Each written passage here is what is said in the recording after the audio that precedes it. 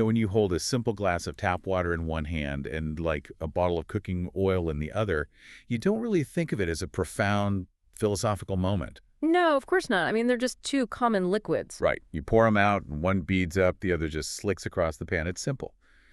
But what if the fundamental difference between those two liquids is the exact same mechanism that explains why a mountain exists or why global weather patterns happen? Or even, how the entire universe was set into motion. Exactly. And that is what we are getting into today. We're exploring a translated philosophical excerpt, simply titled Pasted Text or Marriage.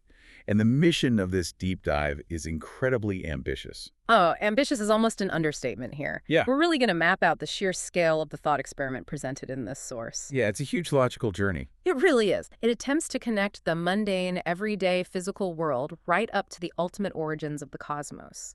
And it does this by examining two massive universal concepts: structure and energy. And just to set the stage for you listening, we aren't here to take any sides on the theological conclusions this piece eventually arrives at. Right, definitely not. We are just mapping out the intricate, honestly fascinating sequence of logic the author has built. Yeah, and to start that journey, we have to grasp the foundational premise of the text, which centers on a concept called image. Okay, image. But, the author argues that absolutely everything in the universe possesses an image, but they aren't using that word to mean like a photograph or a reflection in a mirror. So what does this all mean? How are they actually defining image? Well, the source specifically defines an image as the size, shape, appearance, and structural type of an object. Oh, okay.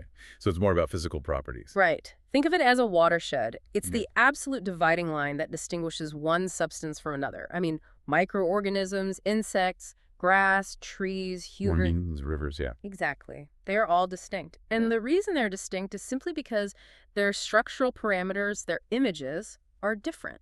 Okay, but if everything has its own unique image, where does that image actually originate? Like, where does it come from? So the origin of any image, according to the material, lies in its genetic structure. What something fundamentally is entirely dictated by this underlying framework. Which brings us right back to the tap water and the cooking oil. Yes. They look and act differently. They have different images because their genetic structures are fundamentally different. Wait, let me pause right there.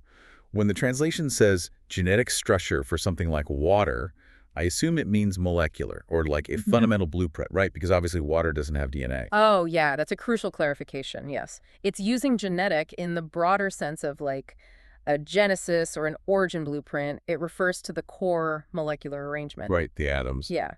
The atomic bonds in water create a polar molecule, which makes it bead up, while the hydrocarbon chains in oil make it nonpolar and slick. It's all about how it's built at the lowest level. Exactly. That underlying molecular blueprint dictates the physical image we interact with. I love this framing because it really grounds a huge concept. It's kind of like looking at the source code of a massive video game. Oh, that's a good way to put it. Like you're playing a game, and on the screen, you see a fire-breathing dragon, and then you see a stone castle. They look completely different. They interact with the digital world differently, but under the hood, they're both just lines of code. Right, the code dictates the image you experience. Yeah. Or think of an empty architectural blueprint.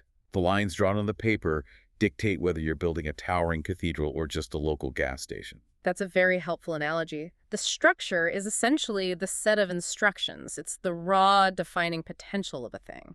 I buy the blueprint analogy, but I mean, drawing a house doesn't build a house. A blueprint is completely useless on its own. Right, it doesn't do anything by itself. Like if I have a mathematically perfect blueprint of a skyscraper down to the last screw and pane of glass, I still can't live in it. It's just lines on paper. Is the author really saying everything physical is just an empty drawing? That is the exact logical hurdle the author anticipates, because the text explicitly states that any structure, no matter how perfectly defined without the participation of energy, can only ever be an illusion. An illusion. Wow.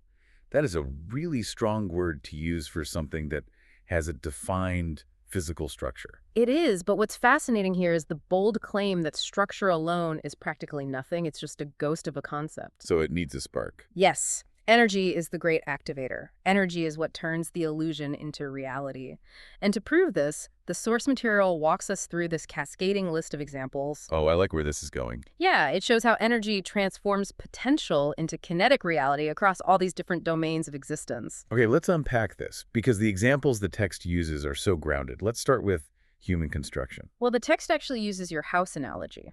Imagine you want to build a house. You picture the structure in your brain, you draw a schematic diagram, Right, you make the blueprint. but without the input of mechanical and human energy, like the actual manpower, the swinging of hammers, the physical movement of material resources, that structure remains an illusion. It's just an idea. Exactly. It's only when you inject kinetic and mechanical energy that the imagined structure becomes a real physical house. Yep. So human intention demands this physical energy input. But does this rule hold up if we remove human action entirely? Like, what about something naturally occurring, like biology? It holds up perfectly. Look at a simple seed. A seed holds the complete genetic blueprint of a plant. It has all the instructions for leaves, roots, stems. But a seed in a jar stays a seed forever. Right. It only actually becomes a plant after unlocking potential energy from the soil, absorbing nutrients and water, and capturing radiant thermal and light energy from the sun. That external energy is required to fuel the cellular division. Precisely. The text also points to a fertilized egg in a mother's womb. The genetic blueprint is ready, but it only develops into a complex animal with a head and feet if it's constantly supplied with nutritional energy from the mother. So biology requires constant energetic fuel to maintain its blueprint. What if we look at something completely inorganic and purely mechanical? The text uses the classic example of a light bulb. A light bulb possesses the exact structural image required to emit light. You know, the filament, the vacuum, the glass. But it just sits completely dark. Yeah, it's essentially an illusion of a light source until electrical energy excites the electrons within it. And then the material scales up massively to geology and geography. This is the part that really got me thinking. Oh, the geological scale is amazing. It argues that a pile of soil only becomes a mountain through the massive, slow kinetic energy of the Earth's continuous movement. Like tectonic plates grinding against each other. Exactly. And a small trickle of water only becomes a raging torrent by collecting the kinetic energy of thousands of smaller streams, all being pulled downward by gravity. The scale of that is incredible. I mean, we go from the microscopic intimacy of a womb to the flick of a light switch to the sheer force of tectonic plates. It covers everything. Every single thing is just a structure waiting for a battery. Yeah. If you think about it, this means everything you interact with today, even your own body, is essentially a biological blueprint that only exists because it's actively plugged into a power source. You are constantly converting food and oxygen into the energy required to maintain your image. If we connect this to the bigger picture, that is the exact framework we're dealing with. Every structure in existence requires an energy input to transition from an illusion into reality. But that immediately forces a new problem. Right, because if thing A is powered by thing B, and thing B is powered by thing C, where does the energy originally come from? This raises a massive question, and the author doesn't shy away from it at all. The text explicitly asks, so where does this energy come from? Let's trace it back to its source. And this initiates what can only describe as a cosmic chain of causation. The text zooms in on one tiny specific action and traces the transfer of energy step by step all the way out into the solar system. Yeah, let's follow that exact sequence, because the meticulousness of the energy transfer is really the whole point of the exercise here. Okay, let's do it. The text starts with a small sapling growing leaves. Okay, so the sapling needs to unfurl a leaf. To do that, the cells need to expand, which requires water. That's the immediate energy input. Where does the water come from? Well, you follow the energy. Right. That water is coming from rainwater infiltrating the soil and moving into the root system. And stepping back, we ask where the rainwater comes from. It condenses from water vapor carried in sky clouds. Right. And those clouds don't just magically appear over the sapling. The text notes that the wind carries them over land from the ocean. Which forces us to look at the mechanics of the wind. Where does that kinetic energy come from? It's all connected. Yeah. The source explains that wind is formed by cold and hot air currents on Earth interacting through convection. Let's slow down and look at that because the physics are fascinating. Mm. Solar energy hits the Earth, but it hits the equator much harder than the poles. Right, the uneven heating. Yeah, so the surface heats up and that thermal energy transfers to the air. Hot air rises, creating a void, and colder, denser air rushes in to fill that void. That rushing air is the kinetic energy we call wind. Exactly. The thermal energy from the sun is converting into the kinetic energy of the wind, which forces the next step. Why does the Earth gain and lose this solar energy in the patterns that it does? The text states this happens because the surface of the Earth continuously rotates, exposing different areas to the sun. And there's a parenthetical note here asking the reader to ignore lunar gravity and other minor factors for the sake of this specific thermal logic. The author just wants to keep the energetic through line completely clean. It's essentially a massive planetary Rube Goldberg machine. Oh, that's a perfect way to visualize it. You know those contraptions where a marble rolls down a track, hits a domino, which knocks over a book, which pulls a string, which pops a balloon? The transfer of momentum in those machines is exactly what the author is describing. In this thought experiment, the balloon popping is just a tiny green leaf unfurling on a sapling in your backyard. But the marble that started the whole contraption rolling was dropped millions of miles away. It forces you to realize that absolutely nothing happens in isolation. Right. The leaf needs the rain needs the wind needs the heat needs the spinning earth. We rarely trace our reality back more than 1 or 2 steps in our daily lives, but the text forces us to trace the kinetic and thermal energy all the way to the edge of physics. Right, because once you realize that the Earth's rotation and the sun's solar energy are just another set of falling dominoes in the machine, you hit a wall. And that wall is the law of energy conservation. The text invokes this specific scientific constraint to make its final, ultimate point. The fundamental rule that energy cannot be created or destroyed. It can only transfer from one state to another. Thermal to kinetic, kinetic to electrical, and so on. According to this law, as the text points out, there can be no perpetual motion machine in the universe. Nothing moves forever on its own. Right, it always needs fuel. Yes. The motion and changes of any object must be driven by one or more other energies. Without energy, there is no motion or change in anything. It's a perfectly closed loop of cause and effect. But if it's a perfectly closed loop, how did the loop start? Because all the motion and changes in things must ultimately have a starting point, the author argues there must necessarily be an initial push, the very first transfer of energy. The very first domino. Yes, but here is the critical philosophical leap. That initial push of energy cannot be constrained by other energies. But what do you mean? Think about it. If it were constrained or caused by something else, it wouldn't be the first push. It would just be another link in the chain. Oh, I see. It has to be uncaused. Therefore, the text concludes, this initial unconstrained energy, the true first mover, is what it calls the greatest creator. Here's where it gets really interesting. Because using thermodynamics to prove a creator is a huge leap. Physicists usually point to the Big Bang as the origin point of energy expansion, not a greatest creator. It's definitely a bold move. How does this philosophy justify jumping from standard physics to a theological first mover? Well, it's an age-old philosophical pivot, closely related to the idea of an unmoved mover.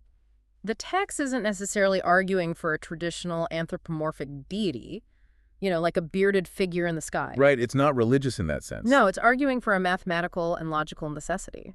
If the universe is a system of reactions, something outside that system had to initiate the first action. The prime mover. Exactly. It identifies that unconstrained, uncaused initial kinetic energy as the greatest creator.